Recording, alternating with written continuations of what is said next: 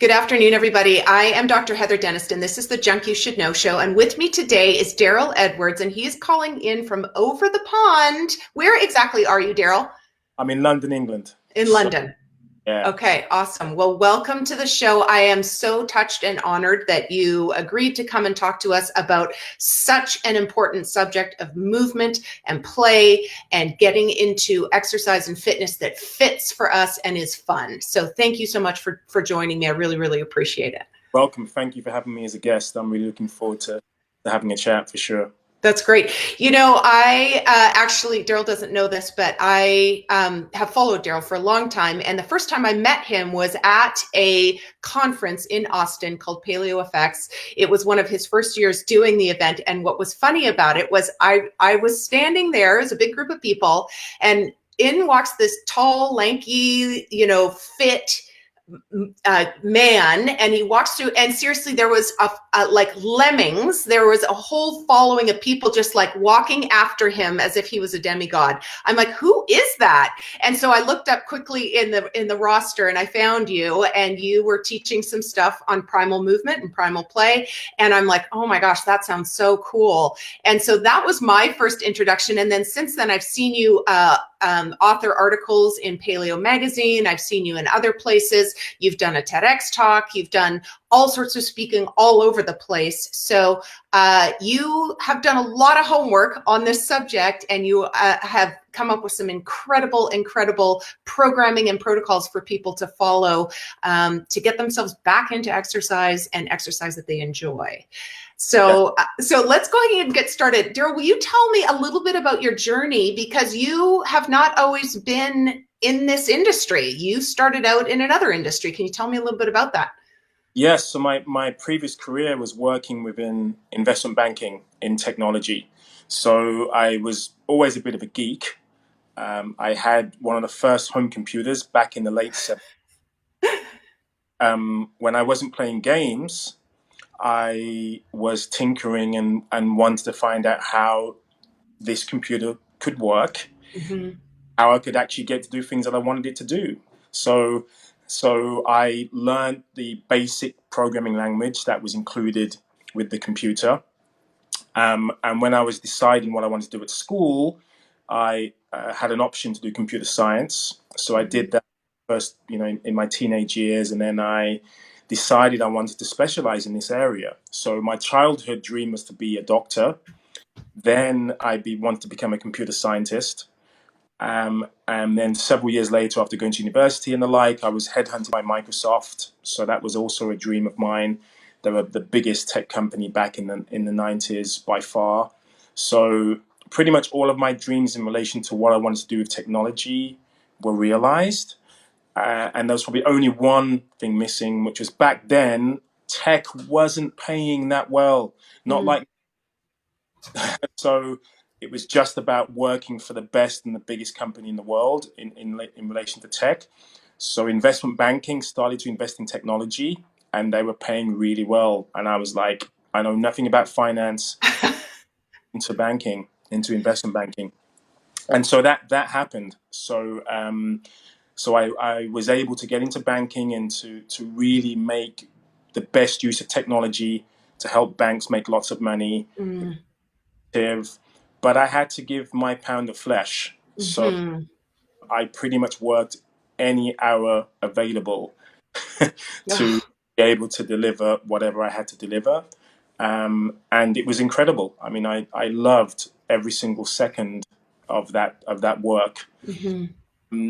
What, 15, 20 years into that work environment, started to go wrong. So when I say started to go wrong in relation to my health, I was having annual health checks that were very comprehensive, full suite of tests, all biomarkers you can think of, blood tests, functional testing, the works.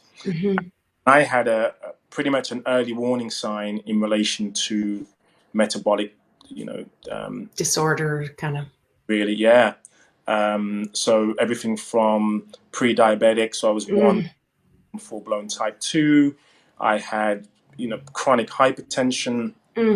I also was suffering from low back pain, chronic low back pain.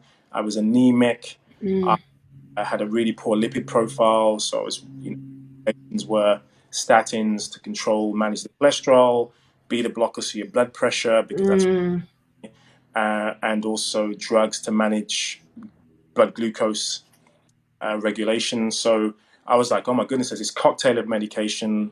I'm really young. Why is this happening? Is there anything that I can do to manage this without taking drugs? And to be honest, the only reason I didn't say yes to the meds was because I was concerned about the side effects. I didn't yeah. know what the side effects were. I've just always been a little bit paranoid about taking pills. And, Mm, and I recognized that physical activity, actually, the only thing that I knew back then was that blood pressure could be reduced by increasing amounts of physical activity, doing yeah. exercise. So I was like, well, let me at least try to lower my blood pressure. And there was no mindfulness practice back then. I certainly didn't think about doing yoga or anything like that. I just went to the gym and started to work out, and my blood pressure came down.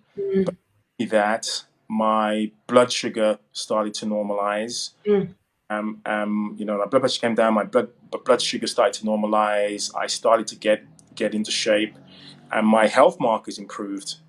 mhm, Longer on the kind of danger list, and I was no longer being told if your lifestyle continues, you're gonna die. Pretty much, mm, you're gonna die prematurely.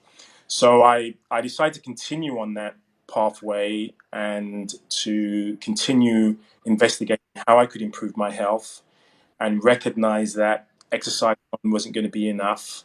What else mhm, could I do? What could I eat to support my activity? So movement was very much a priority once I started to see these health changes, because for me, it really wasn't about getting into shape. It wasn't about aesthetics. It was about what can I do to delay what was deemed to be inevitable. mm, So I was told, look, this is going to happen to you. You have to take these meds in order for you to live a longer life. And I was like, well, okay, if I can postpone that, yeah. 5 years, whatever it is, that's what I'll do. And it's now sort of 15, 16 years on from that initial discussion.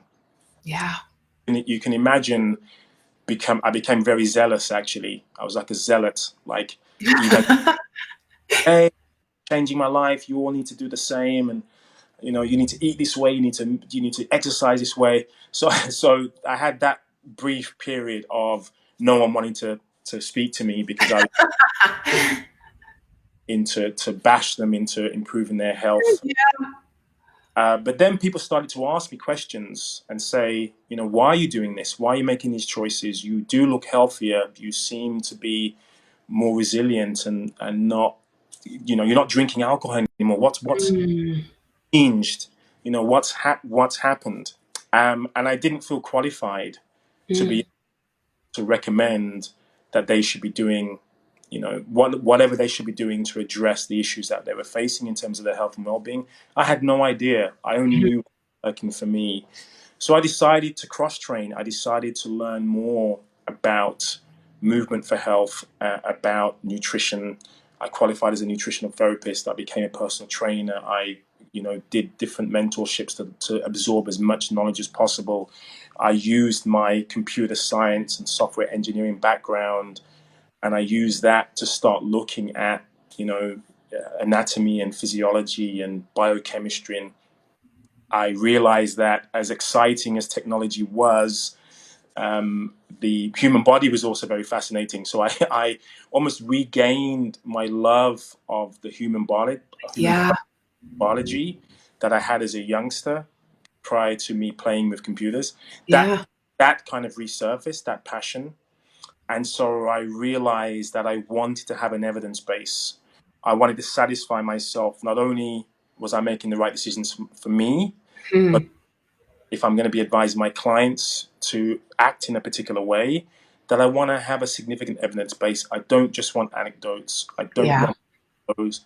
I want to feel that there is some monitoring, there is some measurement, there is an expectation that falls into line with research. Yeah. and I'm making the best choices for myself and my clients. So yeah, that was pretty much a journey that started, and I'm Fantastic. absorbing as much as possible. And fast forwarding to today, I suppose, just to cut a long story short, I suppose I wanted to appeal very much to the people who I worked with, you know, Mm, who my peer group at the time, and those are ones of influence, were working in the same field, yeah. were a certain demographic, had a certain amount of income, could access the tools that I would recommend, and so my approach was, I would say, was quite elitist, Mm, and I realized there was a significant audience out there who that message, the elitist message, the exclusive message, wasn't appealing to. ah, And so my message, I moderated my message significantly to become more inclusive. And I started asking the questions: why are there so many people who are not sustaining, not maintaining their love affair with exercise yeah. once they experience how great it is? You know, they sign up, they see some of the benefits, they feel the benefits, but it tends to be very short term. Yeah. And there's a minority who can do really well, highly motivated. They can literally follow programs to the T. But I realized I was actually not in that category. I tried to be this highly self-disciplined, self-motivated. Surely it was going to be easy. I worked for Mm, best organizations in the world. It's meritocracy. It's how hard you work. That's all it's about. It's willpower. It's, discipline. That's what defines, behavioral change, lifestyle behavioral change. That's what I believed. I yeah. know the case. And I recognize that the environment that we're in, um, are ourselves as human beings, the organism that we are, Mm, based on what got us here, whether you mhm, believe in creation or intelligent design, whatever you believe in, human beings behave in a particular way when mm, it the lifestyle change, and most of our choices tend to be short term, mm. difficult to use long term measures to dictate what you do today and to stick with them long term. Yeah. So, shift for me, and that's how Primal Play came about. I thought about my passion and joy for movement, and the last time I experienced that, and it was pretty much when I was a kid. So I was like, how can I recreate that passion and that joy and that kind of like almost endless supply of energy, of like exploration, of wanting just to do stuff that is Yeah. active, I love and that. to others. I wanted to kind of reclaim that. I wanted to reclaim my inner child, Hmm. but use my adult, my maturity, my physical capability as an adult.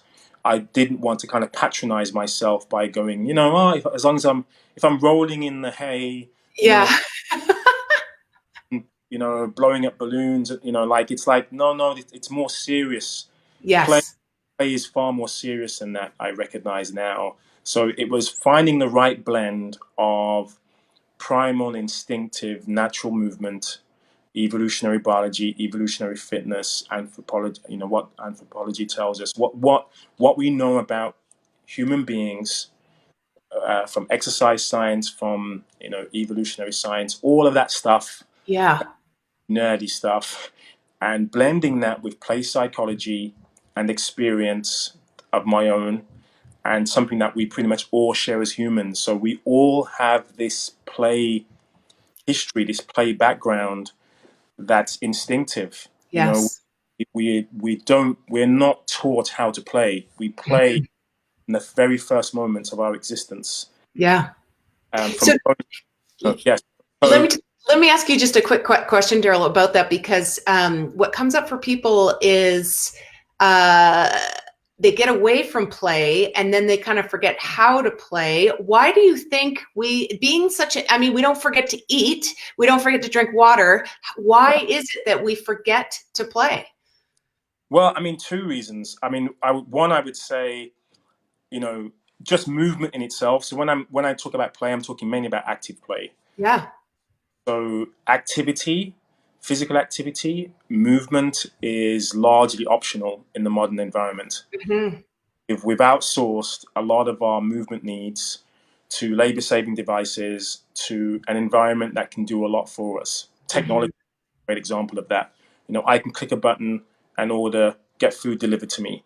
I can even get somebody, I could probably even pay someone to feed me. They Yeah. can certainly cook it. They can certainly prepare it. They can deliver it to me. If I had the means, I could get them to feed me. If I don't chew because chewing is hard work, I could blend it and just drink it. Hmm. You know, you know. So like, I could probably get it intravenously if I push Hmm. the boundary. But I think with movement and physical activity, you have to do the work. Hmm. No, there's no way around it. Yeah. You have to do it yourself. You can't delegate that to somebody else. One, you have to do it. Secondly, in terms of play, play is deemed to be something that what you did as a child. Now I'm an adult. I don't have time to play. And if I have time to play, then it's adult play. You know, gambling, going out Yeah. playing, going out drinking. Yeah. Like we have these adult forms of play, which I feel um, are not truly playful. Hmm. Some of the attributes of play, but not the full spectrum of play that we would have had as a child. So we have Yes. kind of incomplete versions of play as adults that we're constantly chasing and constantly seeking and never being fully satisfied. And when you recognize the broader aspects of play, and what a child seeks from play, and Yeah. some not just fun. So that was another kind of dispel another myth about play. People just assume because something's fun, then that's play. Mm. Most as a kid is very, very serious. Mm. You know, incredible amount of risk associated with most of those activities of investigation, of exploration. Or Yes. we go down that area that we've never been to before. Yeah. Let's play a game. What's the game? We're going to run up to a neighbor's door. We're going to knock the door and then run away. Thought we're in trouble. If our parents get told we're in trouble. If I climb a tree and I can't get down, I'm in trouble. There, there are so many penalties involved in a lot of the games we'd play as children, and once again, it makes sense. We know this, but it has to be explained to us. Yeah. As remember, that's what play was about. It Yeah. wasn't just smiling and having fun. Although, Yeah. of course, we did have fun. There was Yeah. but there was another part of it which was really, really serious, which sometimes could be quite morbid. Like jumping over. I don't know. You're jumping, and it's like, if I fall, I'm going to fall into a pit of snakes. Yeah. I'll, That's right. I'm going. I think I think too, Daryl, sorry, I think as well, societally, play is thought of as a bit of a waste of time as an adult. And so it's frowned upon. You're not being productive. And what I love about the work that you do is that you give value and meaning back to why we're doing it, which helps us get to a place of peace of going, oh no, this is not a waste of time. Look what it does cognitively. Look what it does physically. And I like that you defined, we're talking active play, not just, that Yeah. kind of play. That, So we're talking moving our full bodies. And so let's get into that for just a second.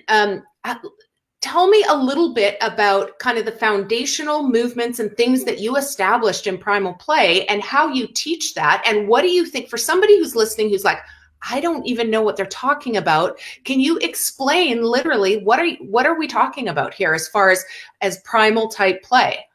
so I would say primal movement is every single movement pattern that humans are designed or capable of doing. That's pretty much the biggest picture. Got it.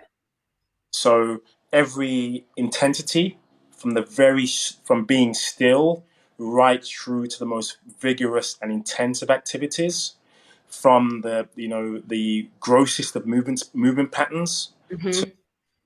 finest of movement patterns. Mm-hmm. Those are very short durations, to the the longest of durations. Yeah. And I suppose there's also the components of fitness.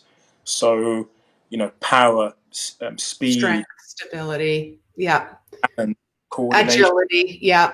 So there's all of these other components of fitness and of movement which are also important. And I suppose the last piece, which is the most important, is the impact it has on functional capability, and that functional capability isn't just functional fitness. It's what you can do practically. It's what you can do to help others. It's what you can do for mental health. It's what you can do to build resilience. Mm-hmm. And so again, it's far removed from performance and Mm-hmm. from ethics. It's what you can do, which is highly beneficial. And once you have this, and this way of moving, all then has the most significant input on our physiology. So not just what the outputs are in terms of what I can do, but also feedback, which is enabling your body to become better conditioned, better able to do what you want to do on a day-to-day basis, better able to do what you want to do recreationally, and also better able to do the things that are extraordinary. I need to sprint now. I need to Yeah. climb, jump. I need to lift and carry. I need to do stuff that some people would regard as superhuman, but Yeah. actually are well within our abilities, if as long Yes. do what needs to be done to be able to get there. Yeah. So it's really packaging what humans are capable of doing Mm-hmm. in all flavors and making them accessible. And that accessibility may mean you have to find the prescription that works for you. So if I have a mobility issue, if I'm injured, if I'm of a certain age, if I can't perform certain movement patterns, that doesn't mean okay, there's no point. You Yeah. know, you can still focus on what you can do. You can still work on your superpowers Mm-hmm. and avoid your kryptonite. Mm-hmm. I And love so that is also important because oftentimes when we see the best of the best doing what they're doing, we kind of go, "Oh well, I'll never be as fast as Usain Bolt, so what's the point? that. No, I'll never be a strong man pushing, airplanes or whatever. Or, do you know what I mean? Like I'll never be Mm-hmm. like that, so there's no point. Well, actually, every superhuman or superhero has a significant weakness. Whether that's another human being or another, or their alter ego or their arch nemesis, whatever. There's something that they're battling with, and there's probably something that they can't do anything about, like kryptonite. Mm-hmm. For Superman can do. He cannot get any stronger to defeat kryptonite. Yep. You know, he has to avoid. So even this very simple way of looking at one's strengths and weaknesses, I think Mm-hmm. in my movement practice and Yeah. Primal it is part of that. So once you know what you can do and what you should be focusing on, what's the best recipe for success? So I would say the best recipe is something that you can continue to do, Mm-hmm. have it, and are going to want to do next time. Yeah. So let me ask you because oops, sorry, I cut you off there. I just lost your sound there for just a second.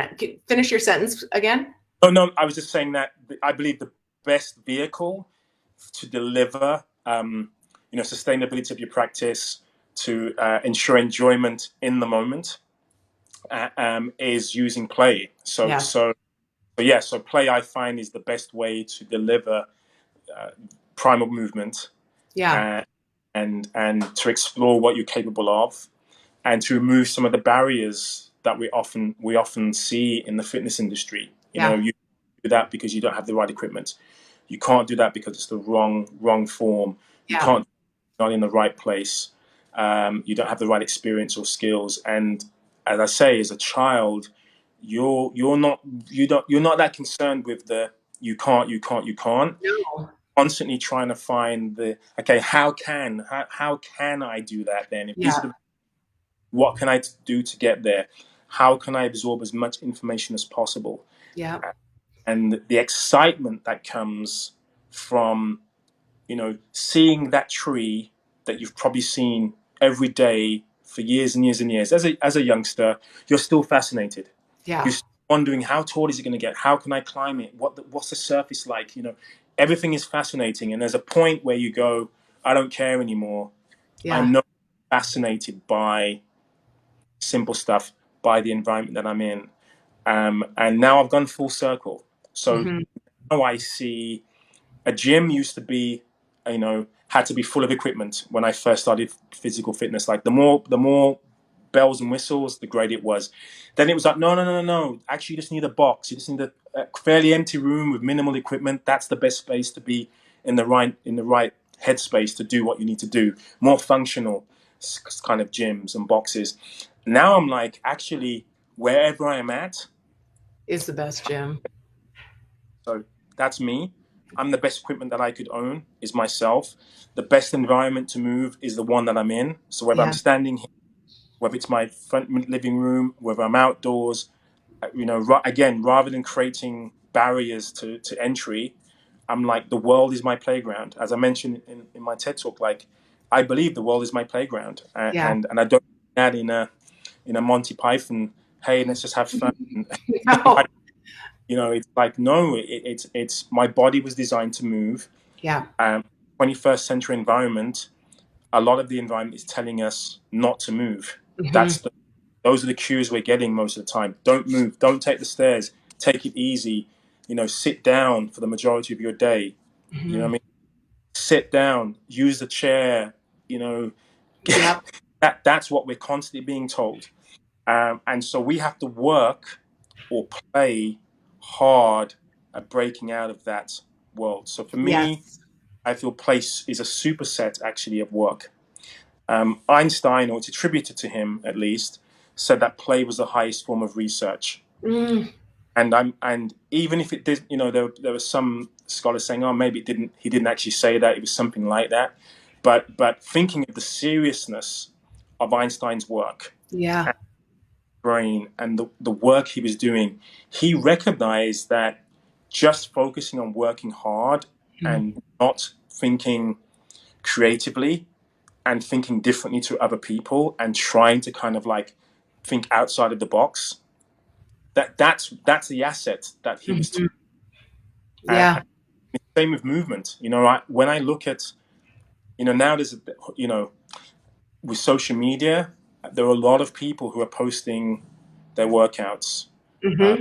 workouts, and I'm streaming my workouts, and a lot of them look exactly exactly the same as every other person doing Hmm. a workout. And again, of course, there should be a lot of parallels. There should be a lot of things that look the same. But if you look at children playing, Hmm. look at creative movement like dancing, Hmm. so much expression. So Yes. yes, people can look exactly the same, and sometimes that's prized. Hmm. But there are times when individuality and just pure expression is what's cherished, and that makes people excel when there's something different. Yeah. And that's what again that feeling of expression, and that expression I feel comes about by just exploring what your body's capable of in the environment you're in. So I'm Yeah. always looking at, using the objects around me. I'm like, oh my god, what could I do with this? Yes. Give myself a different form of stimulus. I love doing that. And it's so great cognitively as well for you to be creating and Yeah, doing different things. And I love what you talked about. When you look at kids on a playground, they all might be running, but they're running in different ways. They're jumping in different ways. They're expressing themselves in different ways. And what a great opportunity to stack all of these benefits in one, 30-minute session of playing outside and finding things to kind of jump onto and twist and turn and reach and do all those movements that your body innately wants to do.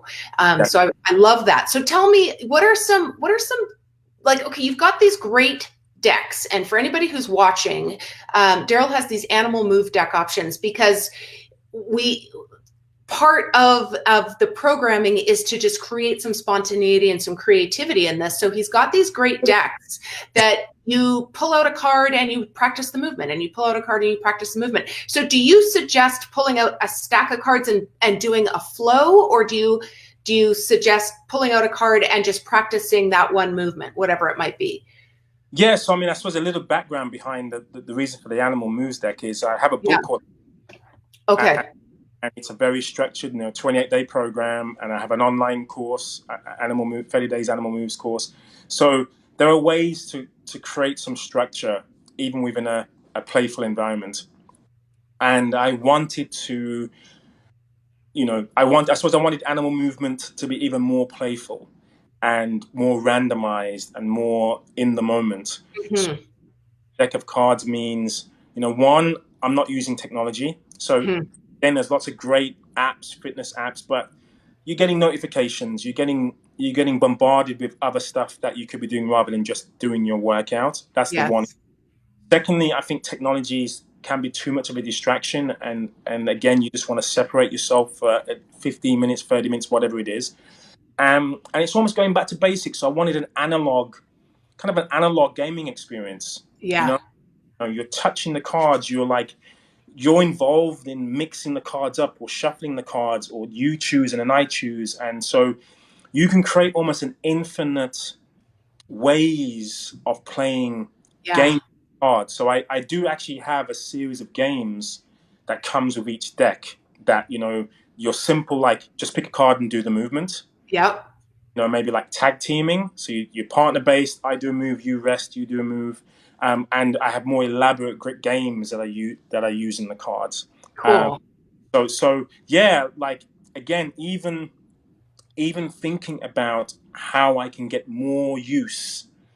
Technology has limits. In other words, there are constraints based on the algorithms that are written and programmers design. And they say you can do all of these things, and you have to wait for the next version to do the other stuff, or we've got to fix the bug, right? Whereas actually, if you're mainly using your imagination, then the sky's the limit. Yeah. So I believe there are thousands of games you could play with one of these decks of cards, because Fantastic.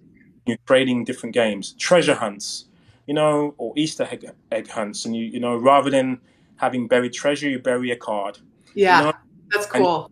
you bear crawl to get the card, or you create like a farm environment in your home. Get the kids to create like a jungle or farm environment in their home, and they can pretend to be certain animals. How does a bear move within its environment?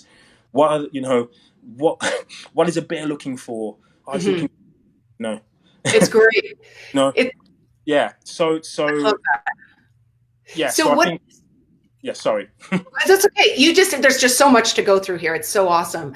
You just mentioned bear crawling and stuff like that. Can you literally tell us what some of the movements are that you get your students started with right away? And maybe there's a way that you could just leave the viewers with one or two or three to work on until they can get to your website and get the stuff downloaded that you're recommending. Yeah. So I mean, I would say probably the simplest movement would be something that you did a lot of as a kid, and that would be getting to the ground and standing back up. Ah, And that's I good. call that doing a squat. Say, Hmm. right, and it's very uniform, and it's almost like a robot. Hey, Hmm. this, and then lower yourself. Just below. There's all these ways of like moving like a robot, two dimensionally, but we're three-dimensional creatures. So Hmm. I say just get down to the ground and get back up in as many different ways as possible. I love that. Get used to bending your knees, get used to feeling uncomfortable sitting down, so you want to get back up in the Hmm. most ways possible. Sometimes single leg, changing your dominant position. So if you normally, set off on your right side, use the left, and Good. make it challenging in different ways. So that would be one thing I would suggest. Just doing that alone, I think there's so many cognitive benefits, Yeah. and recognize what your weaknesses are and what your limitations are, and you can hopefully work around those or improve upon them, so they're no longer as impactful. So that's probably the first thing I would suggest. Secondly, once you start doing that, I would to create a more fluid movement environment within your home, when I'm picking up the remote control, I'll bear crawl, across, pick up the remote control. Then I might squat for a while whilst I'm, fiddling with the control and changing the channel. So Yeah. I'm not using any more time pretty much to do what I wanted to do. I don't want to change the channel. But I'm getting some movement in. And it's incredible, like, because it's a practical reason for doing it, Yeah. your body responds differently. It's not the same as me doing 3 sets of 10. Yes. I, So true. just another form of locomotion. Yeah. Again, think about very young children before, even when they've learned how to walk and they become quite accomplished at it, they will still crawl on occasion. They will still like do these crazy movements, and parents will be like, "Get off the floor! Stop doing that! You dirty girl!" Yeah. But they still want to. They're like, "No, no, no! I don't just want to walk. I don't just want to stand. I can do all these other. I can shuffle on the ground. You know, Yes. I can roll on the ground. I can crawl on the ground. I can do all of these movement patterns which involve locomotion. So Mm. crawl would be my second recommendation. Awesome. And then the third, I would say, is spend some time really stressing yourself cardiovascularly, aerobically, and also in terms of strength. So maximal efforts. And that may worry people like, oh my gosh, is that doing lots of HIIT training, or like, going to the gym and deadlifting? And I would say, again, this is based on your capability, on Yeah. your current capacity. And that may just mean you run up one flight of stairs as fast as you can. That may Yes. be all you can do. But even doing that, even for myself, I'm on the first floor of an apartment block, and I will pretty much tend to always run up 2 flights of stairs to get to my front door. I'm I'm always out of breath. It Yeah. doesn't matter how fit I become, because I'm going maximal effort. I'm like taking 2 stairs at a time. I'm like bolting up the stairs as fast as I can. I'm out of breath, and that signal is telling me that it's okay. It's Yes. okay to really push myself. And of course, I could, if I was on the fourth floor, I'd probably want to do the same, Yeah. But you can find something within your environment, whether that's at home or in your garden, in your local park, or at work, or even when you're at the gym. You Yeah. can find something where you can really, really push yourself for very, very short durations of time, where you're not overly stressing yourself, where you're not going to be overtraining, and Yeah. not recover from that. And like you said, you've brought up such a good point, and that is many of my clients, many of your clients come to you, and they haven't skirted the edge of that maximum effort in a very long time. You see it at the gym all the time. People are not doing maximum effort. And that is what is going to help with cardiovascular health, strength, cognitive function, all of that. Yesterday, I went out. I didn't have the opportunity to do the workout I was planning to do. And I just took a tennis ball and I just, for sprints of, 30 seconds, just chucked it against the wall and ran and chucked it. And you can make up anything. So Daryl is great about reminding us, because we already know this, reminding us what these movements are. So I'm just going to recap for the viewers. So what you said is getting down on the floor and getting back up in as many different ways that you can. Crawling, crawling. And I'm a chiropractor, and from a chiropractic standpoint, hallelujah, crawling is incredible for your neurology. Oh, and yes. Fantastic. And so crawling, that's another one. And then skirting the edges of maximum effort. So I love those three. Thank you so much for sharing those. Those are fantastic. All those three would give you a significant amount of benefit, even if you just focused on those three things alone and did nothing else. Not that No, but that's a great place to start. It would be a great place to start. And again, you're not focusing on one unsteady state effort. You're not focusing on one pattern. You're focusing on a few. You can change the speed that you lower yourself to the ground. You can do it really slow, really quick. You can jump up. There's lots to do, even with that, getting down, standing up. You can twist. You can, there's lots of things you can do.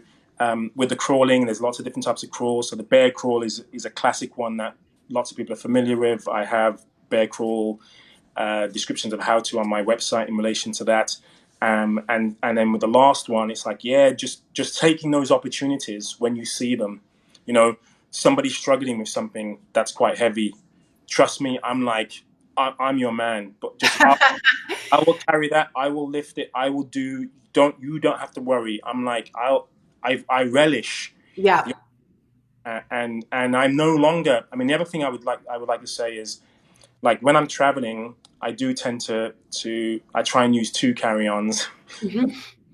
in there, and I try to walk. So when I arrive at my arrival airport, which is Heathrow in London, they have a walkway, which is they have like a monorail to get to passport control and the like, but they have a walkway which is underneath where that train goes, and it takes 15-20 minutes, and no one's using it, of course, because everyone tends to get the train. They've been on a plane for 10 hours or however long, and they don't want to stretch their legs. So I'm like on a mission to walk all the way, and I've got my bags, and there are times when I can do it fairly effortlessly, but there are other times when I'm like, oh my goodness, bags up for a while and rest and then getting them back up, and it's even a struggle getting the bags on, and I'm like, shit, walking, and I no longer I used to feel, I would have felt embarrassed about that experience, Yeah. oh, good enough, I can't believe, it's only a couple of bags, but it's the fact that it's a significant amount of effort, it's not comfortable, Yeah. and I think avoiding discomfort is one of the reasons why many of us are more conditioned than we should be. Yeah. It's difficult. So I create games. I try to do gamification of Yes. that. And so the gamification might be, those people are going to be waiting maybe 5 minutes, 10 minutes. Will I get to passport control before them? Maybe, maybe not, but I'm going to give it a whirl. I'm going to go Yeah. through, how far can I go without dropping my bags? Can I make Yeah. the, but so I create these challenges that only I'm aware of. So I'm, Amazing how susceptible we are to that, and how that works. It really yeah, works. yeah, I it think does. that's great. Let me just interject for a second, because a lot of the viewers that watch are women, and one of the things that happens with women, and this is just what it is we allow other like, oh yeah, can I help you with your bags, or can I shove that up in the overhead with you? No, say no, and you carry your stuff. Look for the opportunities to help push a car and to help lift a bag. What were you going to say? Yeah, unless I'm being chivalrous, and then of course you should let me do that for you. But I'm being, yeah. But no, I think if you can do it, then you should do it. You should be practicing it. Yeah. And another thing I would certainly say is, I don't know how long, or if I may not be able to do those things again. 100%.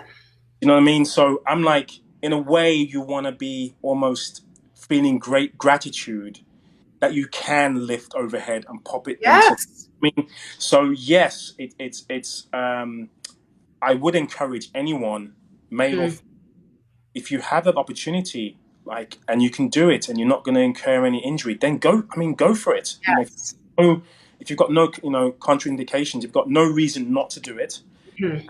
and be benefiting you doing it, then why not? And I mean, the amount of things that I've done, probably the only thing I haven't done on the plane, that I can't quite get into that headspace yet, is I haven't bear crawled down the aisle. I would love to say that I have, but I haven't. Yeah.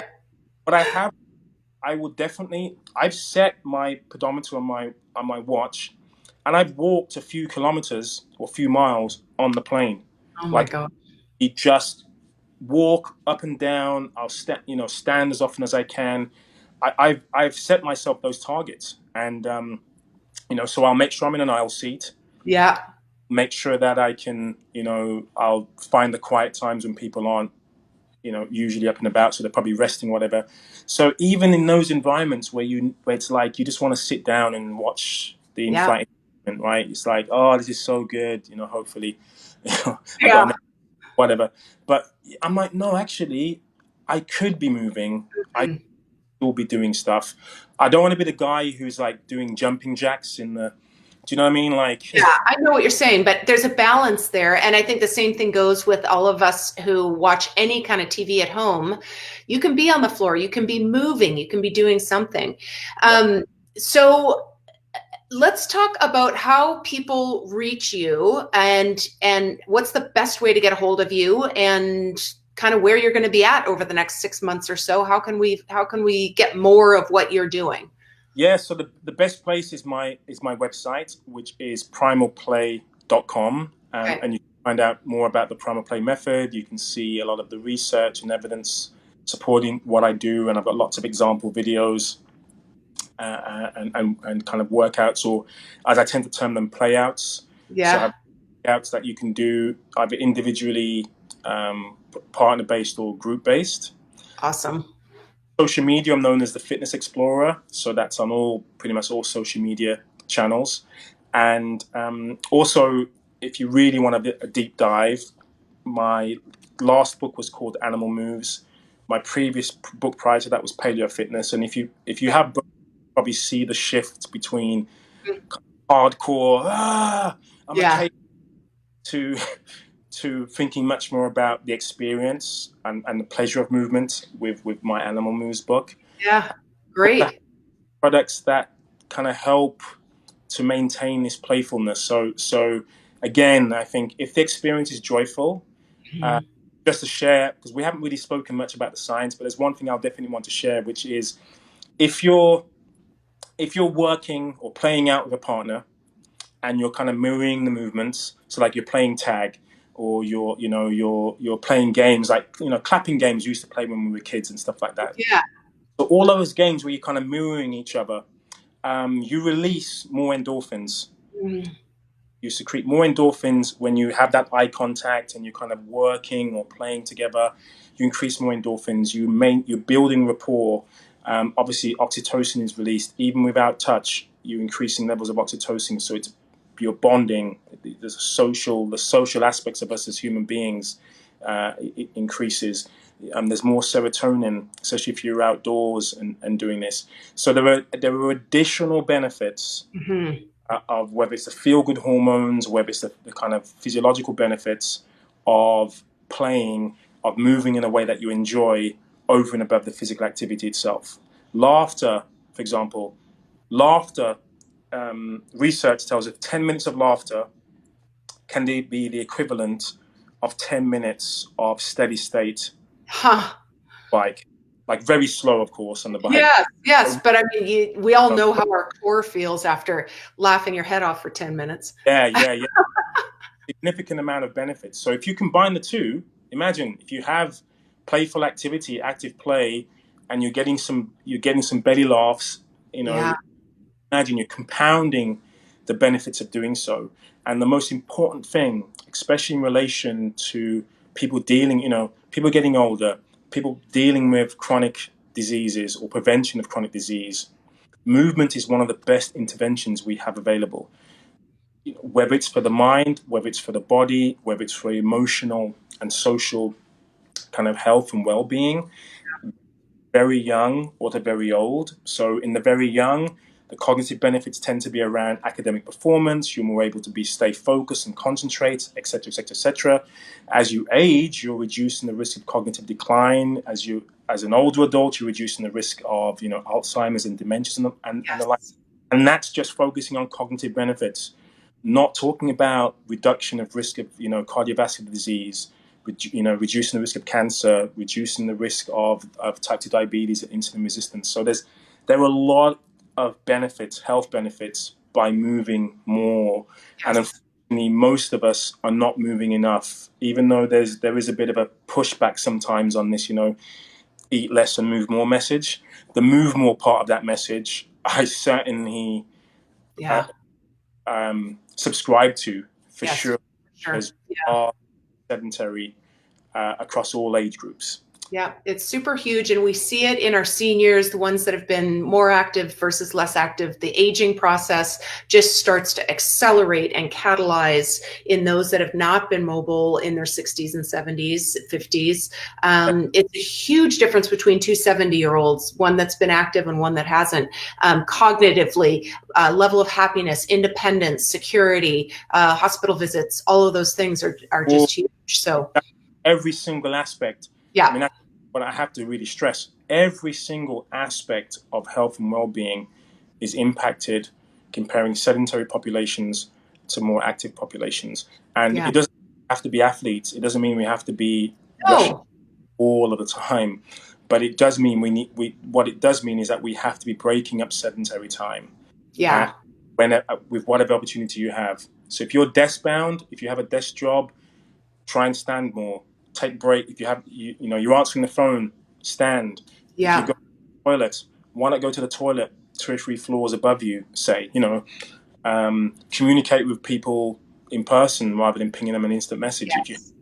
so, there are clever ways of getting more movement opportunities, more movement snacks, as I like to call them, into your day.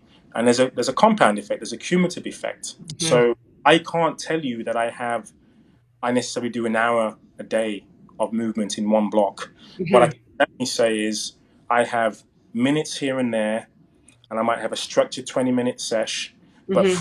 the day, I'm getting minutes here and there of doing stuff, getting the remote control, you Yeah. know, enjoying, looking forward to the commercial break and doing some activity then. Yeah. If watching a box set, which kind of happens sometimes, you're like, oh my gosh, I've been sitting for 4 or 5 hours. So create a game. Like another good game is situations within a show, like somebody appearing. Oh, if that person appears, so, somebody doesn't appear that often. If they appear, then I'm going to do such and such. Yeah. Jump up. If there's a certain if there's conflict happening, I'll do something else. I love that. And it's almost an interactive experience. Yeah. So Yeah. yeah, That's awesome. That's great. Daryl, thank you so much. We are rounding out on the hour, and so I'm going to wind things down, but you guys know how to get in touch with Daryl. Fitness Explorer online, primalplay.com. Definitely check out the Animal Move Deck options. There's kid options, adult options, office options. And so, yeah, super cool. And it's such a great way to connect with your kids and teach them about movement is to play these games, play these decks of cards. So definitely take advantage of that. So I will say goodbye to everybody. You all have a great weekend. And Daryl, again, thank you. Stay on for a minute so I can thank you properly. And until next Friday at noon PST, this is the Junk You Should Know Show, and I'm Dr. Heather. We'll see you again soon, guys. thanks, Heather.